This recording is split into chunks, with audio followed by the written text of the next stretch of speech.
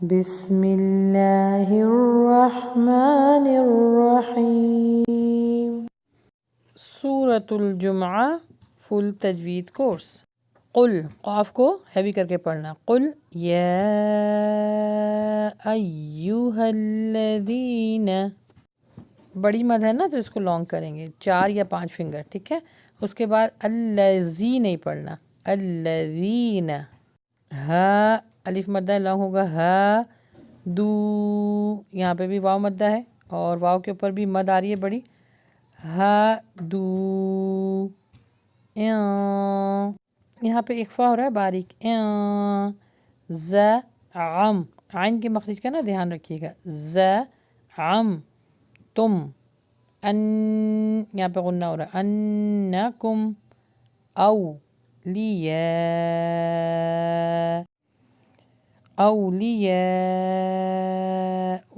للہ، یہاں پہ اللہ کے نام کو نا موٹا نہیں کرنا، للہ نہیں پڑھنا، باریک پڑھنا ہے، للہ، یہاں پہ بھی اخفا ہوگا باریک، دو، یہاں پہ واو مدہ لانگ ہوگا، دو، نن، یہاں پہ غنہ ہو رہا ہے، نن، نا الف مدہ ہے، نا سی، من، یہاں پہ بھی غنہ ہو رہا ہے، من، نا ول، موتا، تم صادقین، صاد کے مخرج کا نا دھیان رکھیے گا، صادقین۔ قل يا أيها الذين هادوا إن زعمتم أنكم أولياء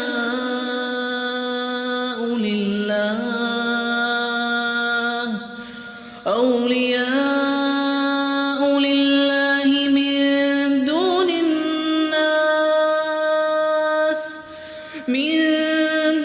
الناس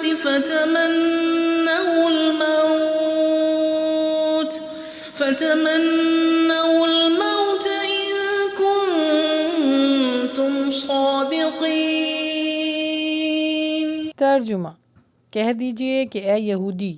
اگر تمہارا دعویٰ ہے کہ تم اللہ کے دوست ہو دوسرے لوگوں کے سوا، تو تم موت کی تمنا کرو اگر سچے ہو۔ اچھا، اس آیت کی تفسیر کچھ اس طرح ہے کہ کہا جا رہا ہے کہ اے نبی ان سے کہہ دیجئے کہ اگر یہ دعویٰ کرتے ہیں نا کہ اللہ کے دوست ہیں، یعنی اللہ کی بات مانتے ہیں، ربوبیت پہ جو ہے وہ ایمان لاتے ہیں، الوہیت پہ ایمان لاتے ہیں، تو اس کا مطلب یہ اللہ کے دوست ہیں، تو ٹھیک ہے اے نبی آپ ان سے کہیے کہ اگر یہ اللہ کے دوست ہیں تو ٹھیک ہے موت کی تمنا کریں، کیونکہ اللہ سے ملنے کا ایک ہی طریقہ ہے، وہ کیا ہے؟ جب انسان موت کی آغوش میں چلا جاتا ہے۔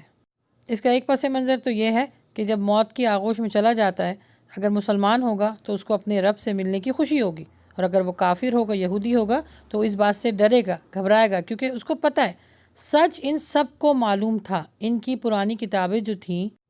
یعنی جو اللہ کی طرف سے آئی ہوئی کتابیں تھیں، ان سب میں یہی لکھا تھا کہ اللہ سبحانہ و تعالیٰ ایک ہے، اس کو ماننا اور اس کی ماننا ہی ربوبیت اور الوہیت ہے۔ لیکن یہ کہتے تھے کہ اگر ہم نے یہ مان لیا تو پھر ہمیں موت آئے گی، موت پہ یقین کرنا ہوگا، اور اگر موت پہ ہم نے یقین کر لیا تو اللہ کے سامنے پیش ہونا ہوگا، اور اگر ہم نے جو اللہ تعالیٰ نے حکم ہمیں دیا ہے، احکامات دیے، اگر ہم نے زندگی میں عمل نہیں کیا ہوگا نا تو آخرت میں تو ہماری پکڑائی ہے۔ تو در حقیقت یہ موت سے ڈرتے اس وجہ سے تھے کہ ہمیں اللہ کے سامنے کھڑا ہونا پڑے گا، اور جب اللہ کے سامنے، اور اس بات کی بھی اس چیز پر یہ لوگ آمادہ رہتے تھے، اور ان کے دل میں اس چیز کا ڈر تھا کہ اللہ کے سامنے کھڑے ہو کر صرف جواب دینا ہوگا، سوال نہیں کرنا ہوگا۔ زندگی میں رہ کے تو آپ سوال کر سکتے ہیں، لیکن آخرت میں تو آپ کو اپنی زندگی کا جواب دینا ہوگا۔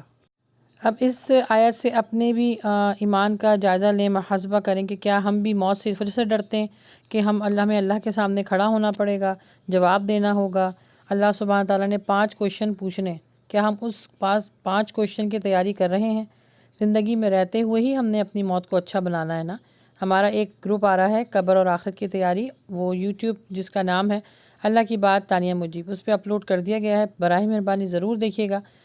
اس میں سب کچھ یہ ساری چیزوں کو ڈسکس کیا گیا ہے کہ جو لوگ اللہ سے تمنا رکھتے ہیں ملنے کی، تو پھر وہ زندگی کتنی پیاری گزارتے ہیں، اللہ کے احکامات کے ساتھ گزارتے ہیں، اور جو لوگ ان کی طرح ڈرتے ہیں تو وہ زندگی میں خوب عیاشی کرتے ہیں، ان کو معلوم ہے کہ آخرت میں ان کا انجام کیا ہونے والا ہے۔ جو قرآن نے تو ایک ایک چیز کھول کر آپ کو بتا دی ہے، نشانیاں بتا دی ہیں، ایک ایک چیز کھول کھول کے بتا دی ہے۔ اب یہ ہماری ہی کم عقلی ہوگی نا، یا بدبختی ہوگی کہ ہم اس پر عمل نہ کریں۔ قرآن نے تو ہمیں ایک ایک چیز کھول کھول کے بتا دی ہے، نبی صلی اللہ علیہ وسلم چلتا پھرتا قرآن تھے،